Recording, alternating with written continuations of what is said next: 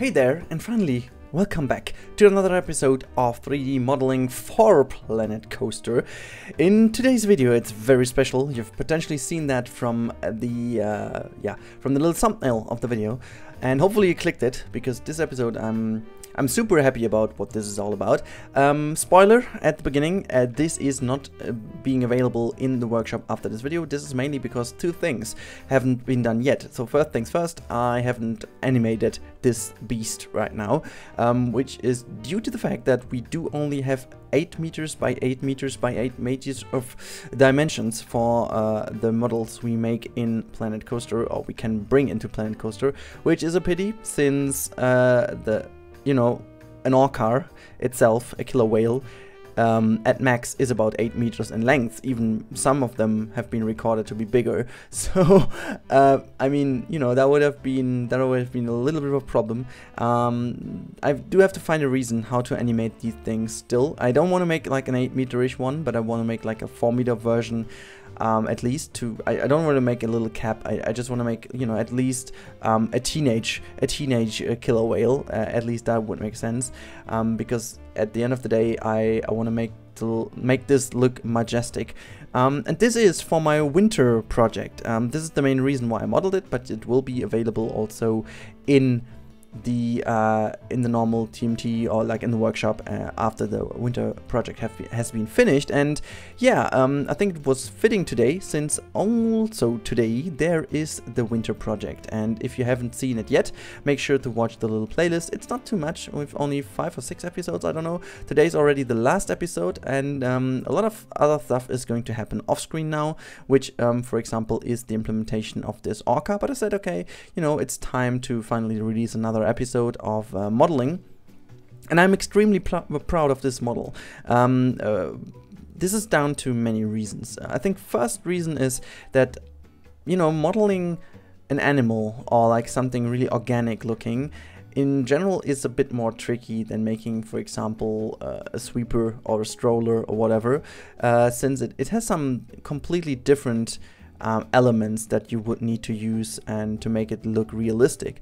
And the next thing, which is really important, is that organic looking things are usually a lot more polygon heavy than other things. They are a lot more easy to do with sculpting rather than modeling. So what I'm doing is I'm modeling an Orca, while it would be so much more easy to just sculpt it and then kind of reduce the amount of vertices and vertexes and faces and stuff. But since this is only doable via a modifier, I think it's it wouldn't be that nice, since I would actually have the big issue that the model would get extremely dirty, extremely just not tidy at all. And I wanted to have really a tidy model here. I wanted to have a super clean model that lives from its textures and from its bump map in the end, and that has not too many faces. And I think I stick within 800 tris only, which is insane, I believe, in the end of this model, because it's really looking nice, it's really big, and it's looking pretty detailed, I have to say. But it's not really that big, which is awesome. It's even smaller than the sweeper and the stroller and the wheelchair, so that's awesome.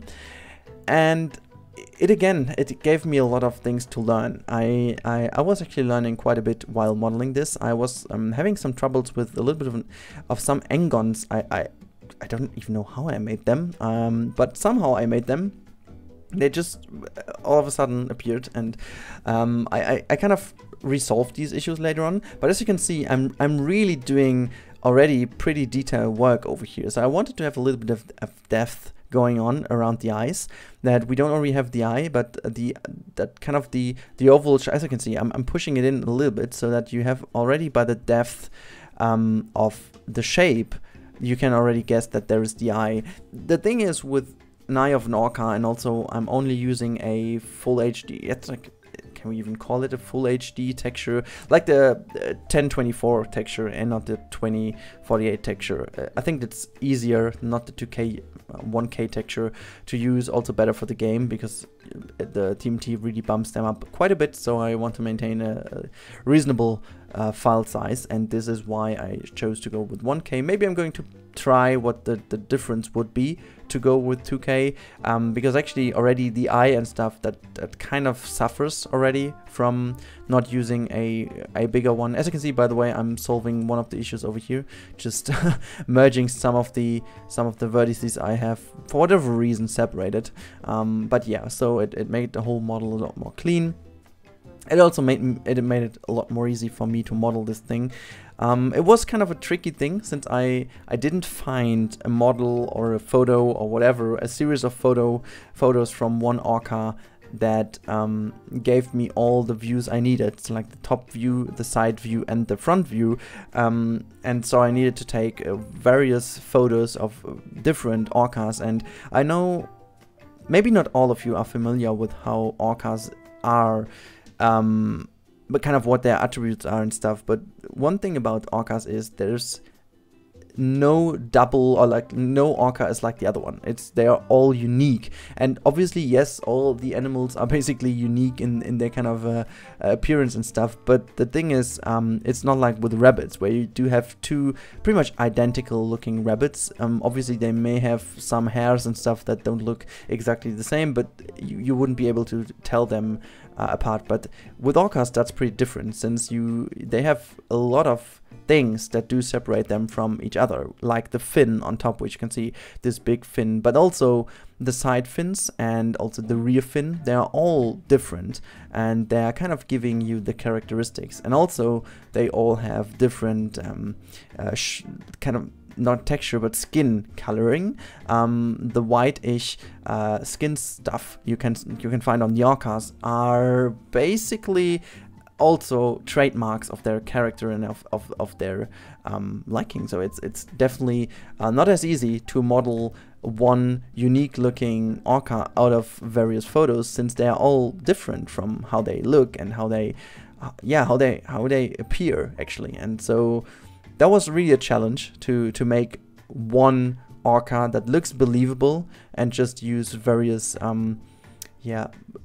photos as a basis, which are just photos of different Orcas. And yeah, I think I managed to achieve something that is really good in the end. As you can see, the wireframe is looking already pretty decent. It's getting a lot better by the time, and I'm already preparing to make the side fins here. As you can see, I was trying to do some stuff here and there, but yeah, as I said, I pretty much learned how to model a bit better, which I really hope that helps me out in the future, because it really enhanced my workflow, how I do this. And as you can see over here, I needed to model this fin from a bit of my imagination, since the photo was not helping that much, at least just giving me a tad bit of an idea how the shaping would be. But yeah, you also see that I'm tackling the face or the head like a million times. It was really hard to get the right shape in,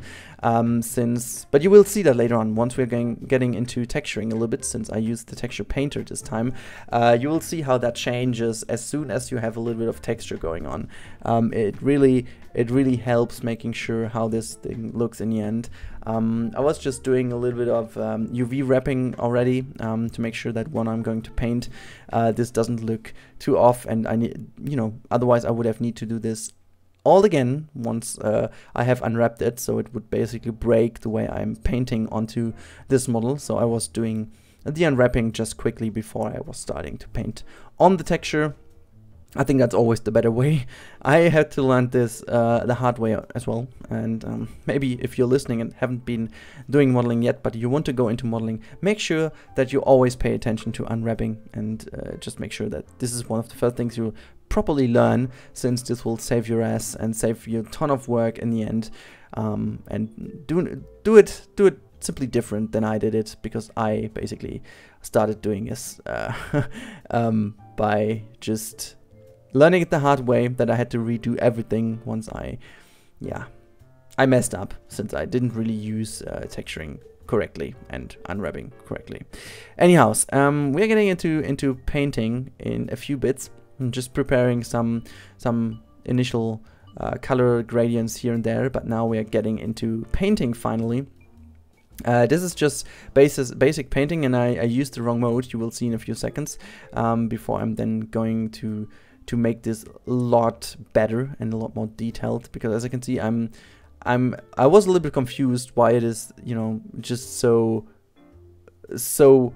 I don't even know how to call this, but it was just a little bit too, I don't really know the word. It was not fine enough, so I wanted to have something more detailed, and as you can see now, it's getting a lot better here and there. I'm just trying some different things, but now I've figured how this works with the texture painter, and I was starting already to make kind of the face looking a little bit better here and there. And the cool thing is I do have a texture a drawing board, a bamboo, and this really helped to make this a bunch. This was really awesome to use and just directly paint on the model. That helps really a lot to make sure that things look really awesome.